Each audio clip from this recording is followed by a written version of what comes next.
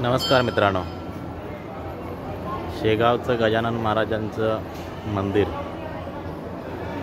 आणि त्याची ही इमारत फक्त महाप्रसादाची, बाकी कार्यालयीन इमारत,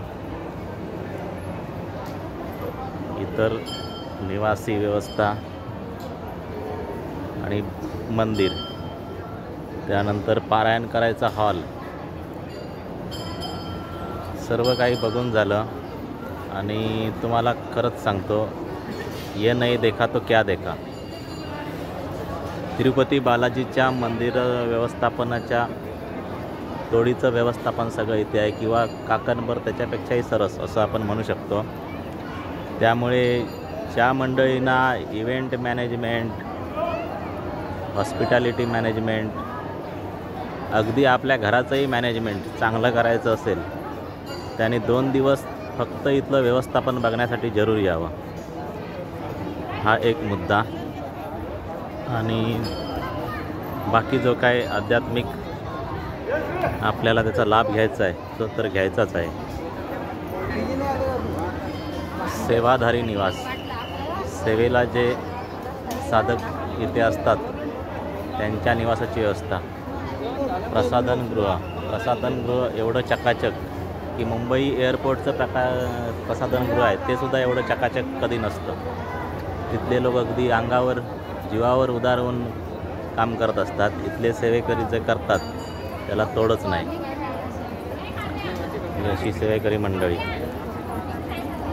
पांढरे कपडे घातलेले. हा समोरचा भाग आहे.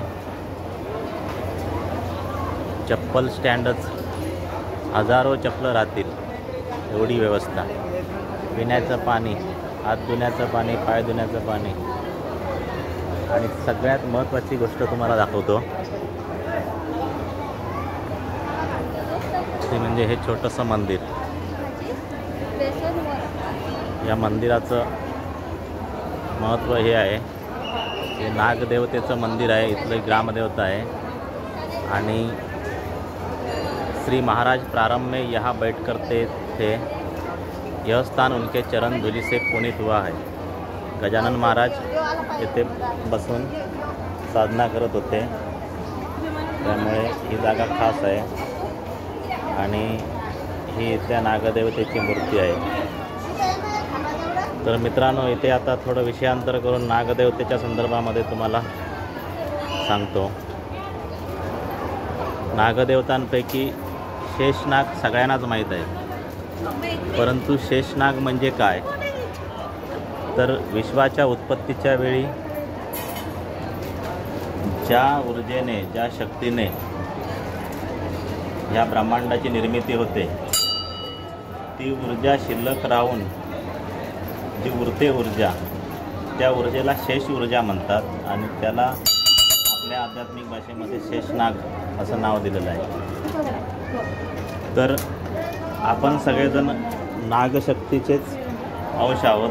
नागशक्तीतूनच आपण निर्माण झाले आहोत असं आपण म्हणू शकतो. किंबहुना तसंच आहे.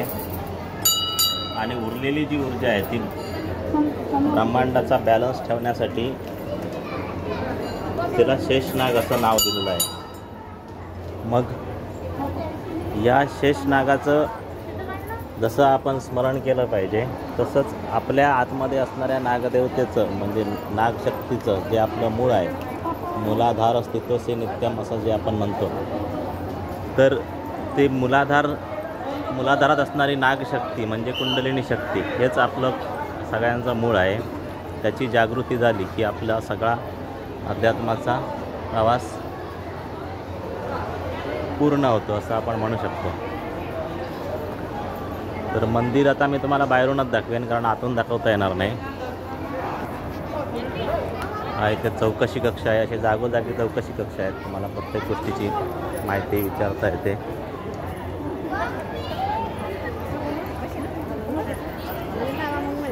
हा आहे मंदिराचा मुख्य दरवाजा आणि दर्शनासाठी जाण्यासाठी तिथून वाट आहे. माझं दर्शन घेऊन झालेलं आहे. आता इथे जेवढं आतमध्ये जाता येतं तेवढं मी जाऊन तुम्हाला मंदिर दाखवतो.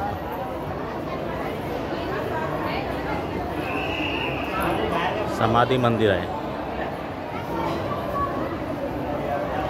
आणि प्रभू श्रीरामांच्या मूर्तीची स्थापना केलेली आहे ग्रामपंचायतनं.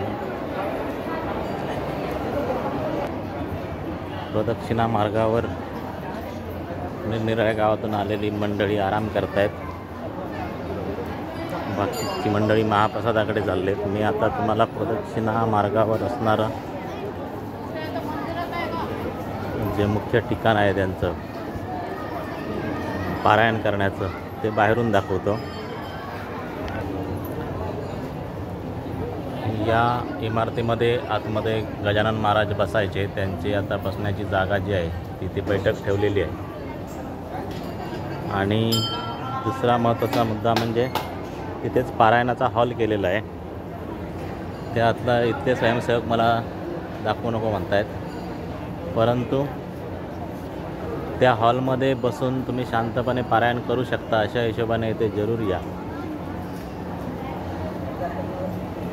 एक वेगळी आनंदाची अनुभूती घेण्यासाठी